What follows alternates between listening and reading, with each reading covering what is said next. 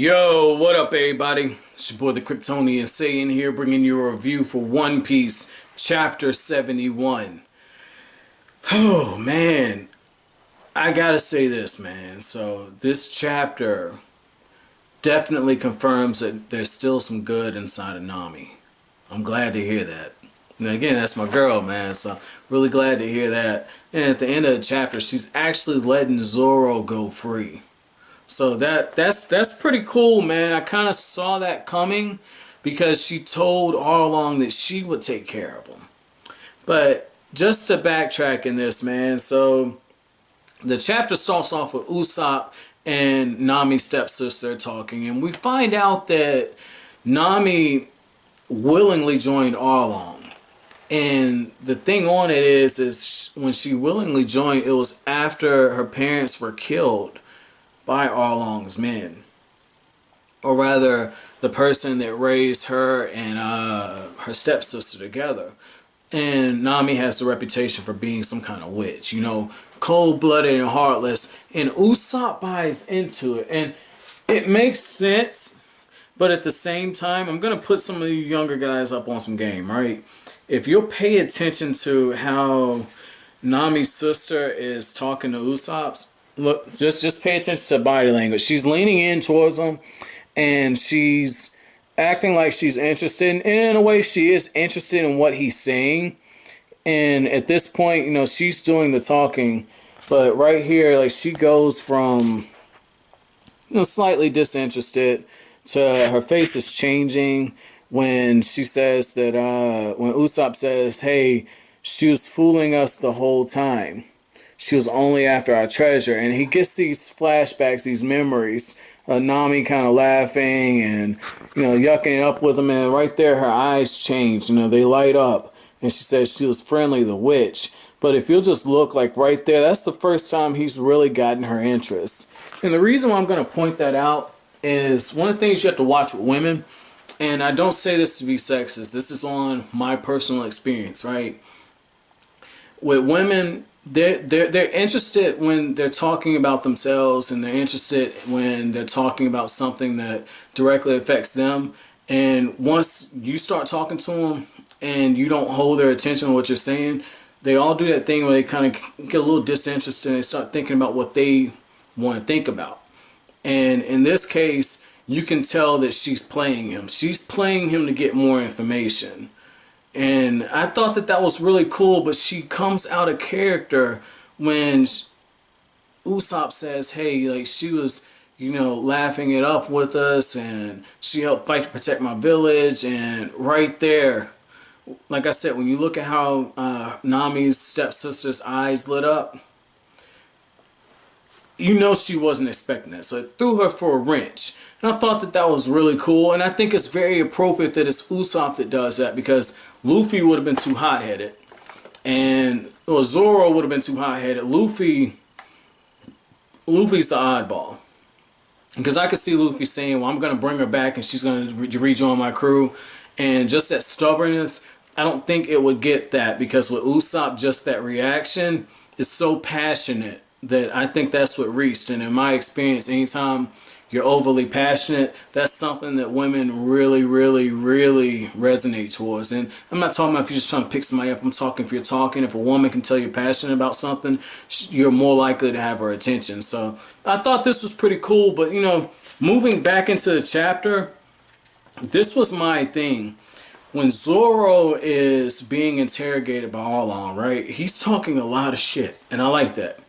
I like that about his character, because he's very confident in his skills. He's surveying the situation, and he's trying to find out who he can get to. He's trying to see what the men, how they respond to gauge the loyalty. Very, very good. But even Zoro gets taken back when Nami walks out. And we find out a lot about how Arlong sees people, because when Nami walks out, he says, don't be offended, Nami, you're different. You're my talented and esteemed surveyor, the pride of my crew. Your maps are the best.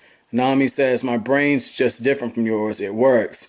What do you expect? When you look at Zoro's face, he's clearly pissed off, but I don't think he caught this bit right here, and she says, my brain's just different from yours. It works. What do you expect? She's being very smart, and I can understand if she really is the best person in the crew, because when you are the best, you are given a longer leash. You can get away with talking shit to your subordinates. You can get away with it as long as it's within a certain parameter. Like you can't go too far with it. And because I haven't seen this animated, I'm just reading it and I'm watching the facial expressions. It feels like there was more to it, especially when you look at what happens after the fact. Because when you look at this, look at what Arlong says. He says, "She made a fool of you. That one even forgave the death of her parent for money. She's our cold-blooded witch woman." And if you look right there, it strikes Nami, and Zoro catches that.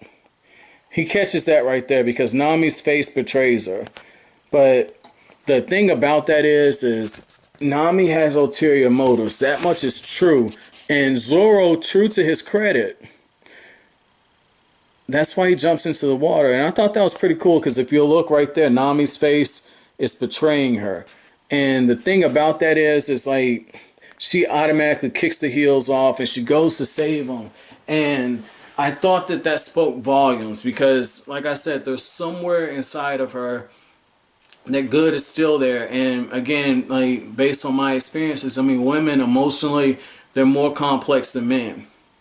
Everything is all interconnected. Whatever her end goal is, the reason why she had to ditch these guys, I'm talking about Luffy and Usopp and Zoro, the reason why she had to ditch them is with them being there, she wouldn't be able to separate her task at hand with her feelings and emotions. So her doing this, she's got an end game. I'm not sure exactly what it is. I think it might be for revenge, but Nami has not shown any type of fighting power before. I mean, she's thrown down in some fights, but nothing to where that foreshadows she has strength that's 10 times that of a normal human, which Arlong's men have. So it's safe to assume Arlong at least has 20 times or 15 times the strength of a normal human because he's in charge of the rest of these men. And I thought right then and there when she decided to save Zoro, and even after she beats him, I thought that Zoro compromised her.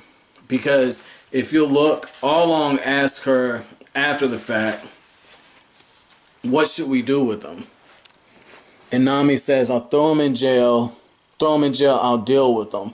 But right there, her face, when she finds out that Usopp is in the village too. That's what I mean. It's too much going on. She can't concentrate. She can't concentrate. Men can compartmentalize. Women, not so much. And it's not to say that's impossible. And obviously, if you're part of my 14% of women who watch my channel, obviously this isn't about you. If it doesn't apply to you, it's not about you. Again, these are just based on my experiences. But I just really, really, really found myself wondering what her end game exactly was. And particularly when Arlong is talking about the tributes and Usopp is being told by Nami's stepsister that even if one person doesn't pay, the whole village pays for it. And right there, Genzo, he's got all these swords and he's preparing some type of weapon to take on Arlong and his men. So the seeds for rebellion are there. And I think that this is great because this shows, particularly for Usopp to be there, this shows what would have happened if Captain Kuro would have taken over Surah Village. And in this case, he just wanted to, plumage the whole thing and take Kaya's money. However, it's showing the dark side.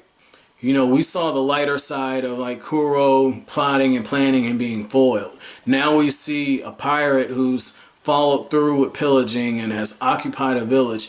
This is really good. This is really good. I really appreciate how Oda's done that.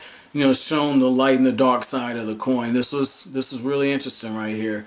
My chapter question for you guys is, what did you think about Nami's reactions about her former crewmates being on the island? What did you think? But those are just my thoughts, guys. If you liked anything I had to say, make sure you comment, rate, subscribe, and share. As always, I'll greatly appreciate it. But that's it. Thanks for watching Kryptonian Saying. Have an awesome day, guys. Oh, yo, P.S. So, in the chapter cover, Buggy has control of his body parts, and he's kicking ass with the body parts. Let me know if that's animated. Let me know.